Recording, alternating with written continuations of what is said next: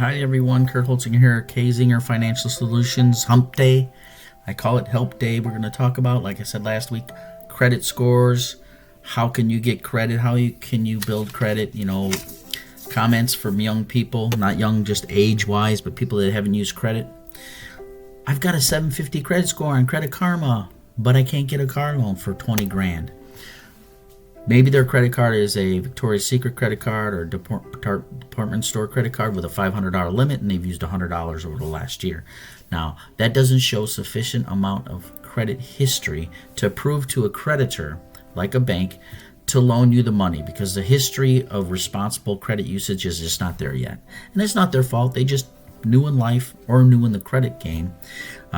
And maybe they've been using cash and go, or maybe they're just young, fresh out of high school or college, and they just haven't used it.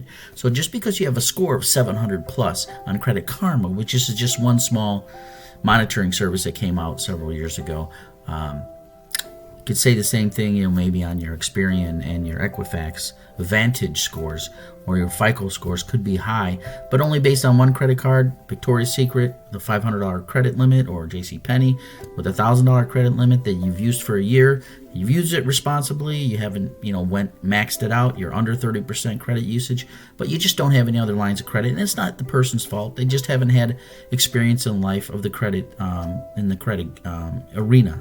So how do you fix that? How do you say, well, I need to get me a car in a year or two. I have a girlfriend, a boyfriend. We're getting engaged next year. We need to build this.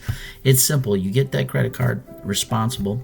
So if you have a $1,000 credit limit, don't spend more than $300. If you do, before the statement end date, pay that down to $300, so you're 30% usage or less. And I didn't say the actual due date. The due date is past the credit statement date. You want to pay that before the statement date is over, because then you don't pay any interest on that.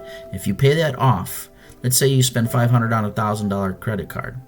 You pay that before the statement date. Let's say the statement date's the 18th of April, and you pay it on the 18th of April, $500. You pay no interest. But if you pay it on the date it's due, let's say the 30th, well, then you're going to pay 15, 20, 25% interest. So the key is to not spend more than 30% of your allowable credit. So on a $1,000 card, no more than $300. Keep that balance below there. It shows responsible credit.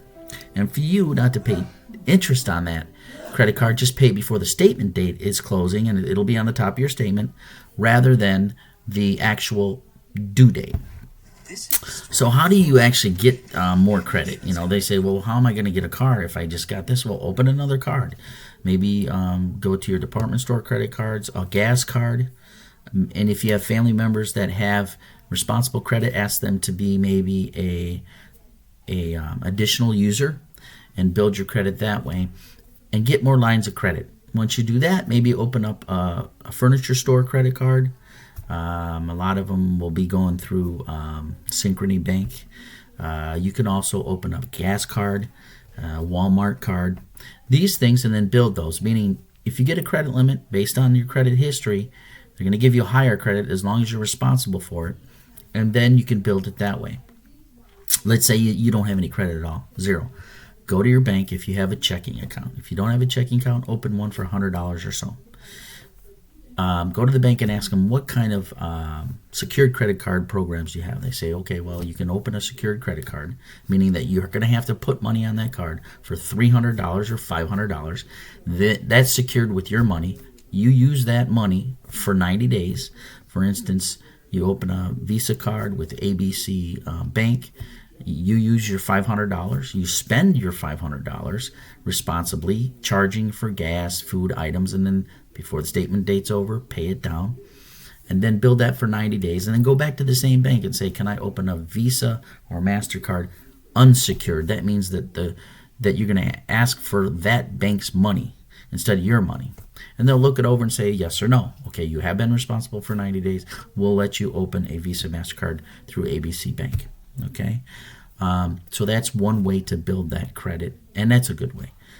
The other way is, again, to ask for a family member, somebody to be an additional user that will help you build their credit. As long as that's paid for and it's paid responsibly, then it will build your credit. After you do that, you can continue to go into other things like department store credit cards, 0% financing for 12 months for maybe a furniture store, which usually goes through like Synchrony Bank. So you can build credit that way. Then once you build that credit up there, then you can say, okay, now I got to go to my car dealership with money down. Use money down, go to the car dealerships. They're going to see you're a 7-something score. You've used $4,000 or $5,000 worth of credit. Your income is 30 to 50 grand, and you don't have any other outstanding issues. You'll have a better chance. Okay, so that's a good way. Now to talk a little bit about the different types of things that actually affect your credit. One is a credit scores affected by your payment history. So if you have good payment history, you don't miss a payment, your score is going to be affected. If you have bad payment, you go past the 30 days, you count late, you can automatically see a drop in your score from 40 to 100 points automatically. Credit cards are the biggest. Car loans, house loans, if you become past due, meaning 30 days past due, then you can affect your credit in a negative way. The positive way, keep on time, don't lose it, do automatic pays through your bank account, and then that way you don't see the money, but you know it's going to go to that, and then pay a little bit more down on those credit cards or that card to make sure that your credit is established. So just wanted to mention that a little bit. I know it's normally only 2 minutes, but 6 minutes is a little bit long. If you need information on credit, you can go to my website at www.creditforyou.net. That's www.credit4u.net for a free consultation. It's only be free for 1 more month, then it's going to go up. It's probably going to be $30 for a quick 30-minute video, and then $99 a month recurring. To set it up, there's not a fee at this point. So thanks for your time. I hope this was helpful. Leave your comments below. Have a great day.